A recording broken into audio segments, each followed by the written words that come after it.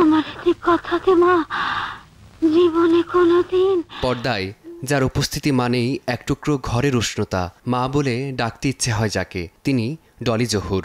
বাংলা নাটক আর চলচ্চিত্রে হয়ে উঠেছেন এক নিঃশব্দ আশ্রয়, মায়ার এক অবিচল প্রতিচ্ছবি। তুমি কি মুক্তিবাহিনীর ছেলে?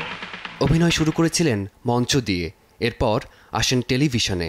এইসব দিনরাত্রি, অক্টোপাস, সুখের উপমা, একদিন হঠাৎ, এসব নাটকের মাধ্যমে পর্দায় এক অনাড়ম্বর অভিনয়ে ফুটিয়ে তুলেছেন জীবনের কথা, সম্পর্কের জটিলতা। 90-এর দশকে ঢাকাই সিনেমায় মা চরিত্রে যেন একমাত্র ভরসার নাম হয়ে ওঠেন ডলি জহুর। আগুনের পরশমণি, শঙ্খনীল কারাগার, ঘানি, দারুচিনি দ্বীপ, বাবা কেন চাকর, প্রতিটি চরিত্রে নিজের হৃদয় নিংড়ানো অভিনয় উপহার দিয়েছেন তিনি। তোমাকে কাণ্ডজ্ঞান বলে কিছু নাই? শঙ্খনীল কারাগার এবং ঘানি চলচ্চিত্রে অভিনয়ের জন্য পেয়েছেন জাতীয় চলচ্চিত্র পুরস্কার, আর জীবনের সামগ্রিক অবদানের স্বীকৃতি হিসেবে 2021 সালে পান আজীবন সম্মাননা। আমি তো তোমার এখানে থাকতে আসিনি মা। কি?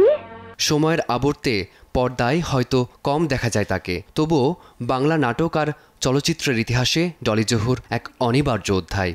পর্দায় হাজির হয়ে এভাবেই দ্যুতি ছড়াতে থাকুক তিনি, এমনটাই প্রত্যাশা তার শুভাকাঙ্ক্ষী ও ভক্তকুলের। হাতে কি কিছু না মা? ফারদিন মাঝার, সময় সংবাদ, ঢাকা।